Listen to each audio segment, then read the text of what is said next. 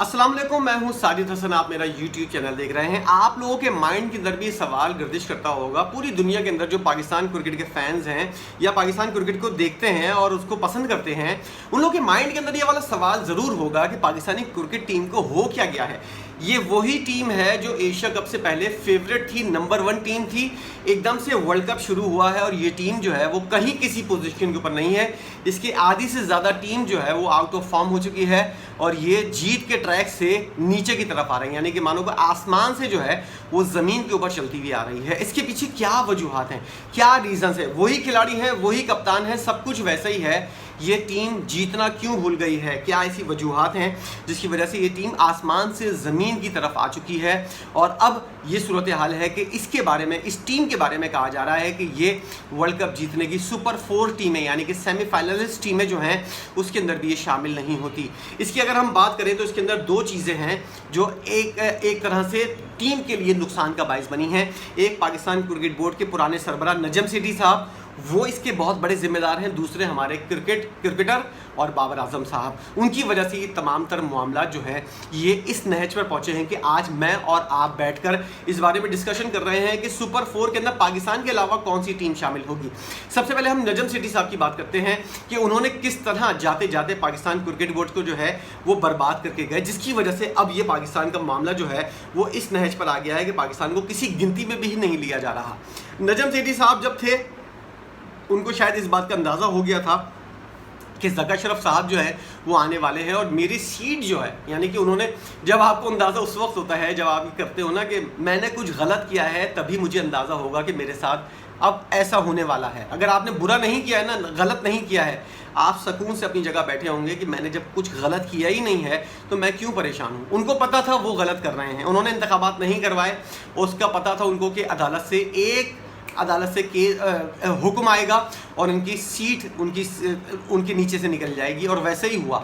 उन्होंने ये प्लानिंग की कि पत्नी, समझ में नहीं आ रहा मुझे कि इसके अंदर हकीकत है या नहीं, लेकिन इत्तलात ये वाली आ रही हैं, सोर्सेस की जाने से बताया जा रहा है कि नजम सेठी साहब जो हैं वो जब जा रहे थे उससे पहले बहुत सारे खिलाड़ी थे जिन्होंने लंकन प्रीमियर लीग और कनाडा के अंदर एक लीग हो रही होती है, तमाम पूरी टीम के खिलाड़ी और उससे ज़्यादा इधर उधर जितने भी घूम रहे होते हैं, जो फारिग बैठे हुए टीम के अंदर नहीं है, इधर उधर जो भी है, जिसको भी खेलना आता है, उस सब ने पीसीबी को जो है एनओसी के लिए अप्लाई किया कि हम लंकन प्रीमियर की लीग खेलना चाह रहे हैं, अमेरिका के अंदर मेजर लीग खेलना चाह रहे हैं, कनाडा के अंदर एक लीग हो रही है जहां मोहम्मद रिजवान खेल रहे थे, हम वो खेलना चाह रहे हैं।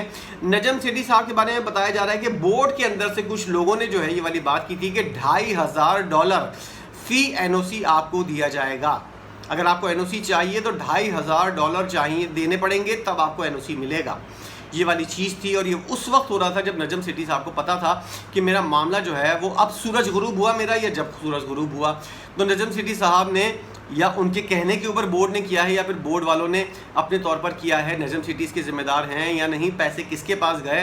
अब 14, 15, 20 खिलाड़ी, 25 खिलाड़ी, 30 खिलाड़ी तक की फिगर सामने आ रही है। 30-35 खिलाड़ी जो है वो पाकिस्तान से गए थे और तमाम लोगों को जो है $2,500 जो है वो अदा करने पड़े थे पहले। उसके बाद उनको एनओसी मिला, जाओ जहां खेलना है तुम लोगों को खेलो। और उसके बाद जो है तमाम तर जो फ्रेश खिलाड़ी थे पाकिस्तान के, जो एक लाइन लगी हुई थी पाकिस्तान के अंदर टीम की, और उसके अंदर एक बेंच के ऊपर स्ट्रेंथ थी हमारी कि एक अगर हटेगा तो दूसरा आ जाएगा, फ्रेश खिलाड़ी एक बेहतरीन वाला मौजूद था। इन सब को नजम सेठी साहब ने जो है वो लीग्स खेलने के लिए भेज दिया। खुद बाबर आजम समेत तमाम खिलाड़ी जो हैं वो जब अफ़गानिस्तान और उसकी जो गैप आया था सीरीज़ का, अफ़गानिस्तान से पहले जो हुआ था, लीग्स हो रही थी और उसके बाद अफ़गानिस्तान की सीरीज़ हुई, उसके बाद एशिया कप हुआ, उसके बाद वर्ल्ड कप के लिए पाकिस्तान टीम आ गई। और उस दौरान जो है अफ़गानिस्तान से सीरीज़ से पहले जो थोड़ा सा टाइम था जिसके ऊपर हमारे खिलाड़ियों को रहकर घरों के अंदर आराम करना चाहिए था, रेस्ट करना चाहिए था, अपने आप को ताकतवर बनाना चाहिए था, हमारे खिलाड़ी जा रहे हैं। और उसी मैच के अंदर, उन्हीं लीग्स के अंदर, यानी कि लंकन प्रीमियर लीग के अंदर ही नसीम शाह को जो है वो इंजरी का सामना करना पड़ा था। और फ़खर जमान अपनी आउट ऑफ फॉर्म तो थे ही, उसके अंदर भी उन्होंने कोई रन्स नहीं किए थे और उनकी टीम ने उठा के उनको बाहर फेंक दिया था। उसके बाद 2-3 मैचेस के बाद फ़खर जमान को उनकी टीम ने कोई मैच नहीं खिलाया था। बाबर आजम ने 1-50 किया था और उसके बाद जिस तरह की बाबर आजम की कारकर्दगी थी, उनकी टीम शायद सबसे पहले बाहर होने वाली टीमों में शामिल थी। बाबर आजम की अपनी कारकर्दगी भी लंका प्रीमियर लीग के अंदर 2 रुपए की परफॉर्मेंस भी नहीं थी, औसत दर्जे से भी कम परफॉर्मेंस थी। और उसके बाद वो एज अ कप्तान वो आए थे अफ़गानिस्तान के ख़िलाफ़ सीरीज़ खेलने के लिए, जिसके अंदर उनसे भी कुछ नहीं हुआ था। और जो राशिद खान ने उनका हाल किया था और दूसरे जो उनके बॉलर हैं, उन्होंने जिस तरह बाबर आजम को कंट्रोल किया था, अफ़गानिस्तान के लिए कोई मसला नहीं होता बाबर आजम को कंट्रोल करना। आप सोच रहे हैं कि न्यूजीलैंड, इंग्लैंड, ऑस्ट्रेलिया, जिम्बाब्वे या फिर तीसरी टीम कौन सी, न्यूजीलैंड, उन लोगों को कोई मसला होगा, साउथ अफ्रीका को कोई मसला होगा बाबर आजम को आउट करने के लिए। अफगानिस्तान के पास एक प्लान है बाबर आजम को आउट करने का।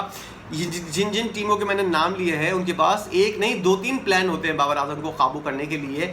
कोई मसला नहीं है किसी को बाबर आजम को आउट करने के लिए। ये खिलाड़ी जो थे, शाहिद शाह आफरीदी 100 लीग खेलने चले गए थे, हारिस रऊफ 100 लीग खेलने के लिए चले गए थे। तो वर्ल्ड कप से पहले और एशिया कप से पहले हमारे खिलाड़ी जो हैं वो इस तरह, और तमाम तर खिलाड़ी जो हैं श्रीलंका के खिलाड़ियों के अलावा, श्रीलंका ने अपने खिलाड़ियों को लंका प्रीमियर लीग में खिलाया। आज श्रीलंका की टीम का हाल देख ले, सबसे कमज़ोर तरीन टीम है क्योंकि उनके मेन खिलाड़ी जितने भी हैं जो अच्छे खिलाड़ी थे सब अनफिट होकर बाहर हुए हैं। यही कुछ पाकिस्तानी टीम के साथ हुआ है। जिन जिन टीमों ने जो है वो वर्ल्ड कप और एशिया कप से पहले लीग्स खेली थी, उनके खिलाड़ियों ने लीग्स खेली थी, उनके लिए एक डरावना ख्वाब साबित हुआ है एशिया कप और वर्ल्ड कप। एशिया कप के अंदर श्रीलंका ने पता नहीं कैसे पाकिस्तान को हरा दिया, लेकिन फाइनल के अंदर उनका जो हाल हुआ है वो आप जान सकते हैं कि किस तरह की ये टीम है और किस तरह पाकिस्तान ने इसको बड़ा करने के बाद अपने आप को हरवाया या हारे। क्या हुआ, इतनी कोई बड़ी टीम नहीं थी, लेकिन पाकिस्तानी खिलाड़ियों की ये आदत होती है, पता नहीं क्या जहालत है इन लोगों के अंदर कि ये पता नहीं सामने देखकर टीम को जो है उनके हाथ पैर फूल जाते हैं। एक लाइन लगती है तो दूसरी सारी लाइन लग जाती है। श्रीलंका के खिलाफ अगर आप वो मैच जीत जाते जिसके अंदर आप बाहर हुए थे एशिया कप से, अगर वो मैच जीत जाते हो सकता है आपको इतना नुकसान नहीं होता जितना बाद में आपको नुकसान हुआ है। उसके बाद आप वर्ल्ड कप खेलने के लिए आए और यही गिरे पेड़े जितने भी, नसीम शाह जो है वो बाहर हो गया था लंदन प्रीमियर लीग के अंदर, उसको इंजरी का मसला हुआ था, किसी ने कोई तवज्जो नहीं दी थी। खिलाड़ियों को टीम के अंदर शामिल करना था, कोई प्लानिंग पाकिस्तान के अंदर नहीं थी। और इसके अंदर अब नजम सेठी ने जो किया, इन खिलाड़ियों को लीग्स के अंदर झोंका, उसके बाद वो पैसे बटोर के साइड में हो गया। अब जिम्मेदारी जो है वो बाबर आजम की थी। बाबर आजम को देखना चाहिए था, तू वर्ल्ड कप की तैयारी कर रहा है, तुझे फ्रेश खिलाड़ी चाहिए या फिर तू चाहता है कि तेरे पास गिरे पड़े, जैसे IPL के अंदर खेलने के बाद साउथ अफ्रीका के खिलाड़ियों और इंडिया की टीम के साथ जो हुआ था वही चीज़ पाकिस्तान के साथ हुई है। और पाकिस्तान जो है ज़्यादा मैच खेलने की वजह से पाकिस्तानी टीम जो है उसके खिलाड़ी जो है वो थकावट का शिकार हुए। उनके हाथ जो है, बॉलिंग करने वालों के हाथ जो है वो जाम हो गए थे। अगर आप मुसलसल बॉलिंग कर रहे हो और रेस्ट ना करो तो उसके बाद आपका हाथ जो है वो किसी पोजीशन के ऊपर गर्दिश नहीं करता है, ना ही आपसे स्पिन बॉलिंग होती है ना ही फास्ट बॉलिंग होती है। इसलिए तमाम तर खिलाड़ी जो है वो थके चूरे वहाँ से वहाँ उठकर चले गए घर के अंदर। मुश्किल से कोई टाइम नहीं मिला घर के अंदर बैठने का खिलाड़ियों को।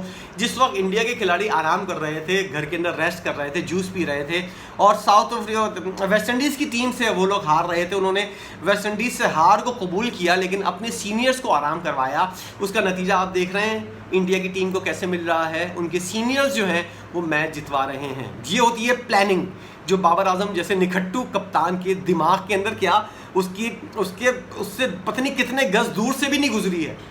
ये जो बड़ी बड़ी बातें होती हैं ये ज़रा सा ऐसे विजनरी माइंड वाले लोग जो होते हैं, जो ऑनेस्ट भी होते हैं और जिन लोगों का बहुत दूर तक देखने की सलाहियत होती है, इस जैसे निकट्टू कप्तान जो अपनी बैटिंग के ऊपर, परफॉर्मेंस के ऊपर तवज्जो नहीं दे सकता, उसके बारे में सोचना भी जो है वो ज़रा सा बहुत ज़्यादा वो हो जाएगा, इसके ऊपर बोझ डालने वाली बात हो जाएगी। इसके बस की बात नहीं है इतनी बड़ी चीज़ें सोचना या इतना आगे जाकर सोचना, इतनी बड़ी प्लानिंग करना, इसके बस की बात नहीं है। वो वाला किस्सा आपको याद है, शोएब अख्तर ने, उनके दोस्त बैठे हुए थे और बाबर आजम थे।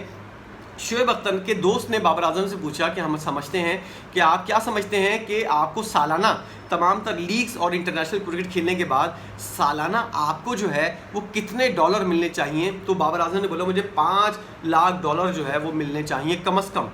तो उसका दोस्त हंस पड़ा और उसने बोला कि शोएब अख्तर आपके लिए 100 100 लाख डॉलर जो है वो सोचकर बैठे हुए थे, और आपके दिमाग इतना सा है कि आप सिर्फ 5 लाख डॉलर के ऊपर अटके हुए हैं। शोएब अख्तर बोल रहे हैं इस पाई का खिलाड़ी जो है उसको 100 लाख डॉलर मिलने चाहिए, 80 लाख डॉलर मिलने चाहिए।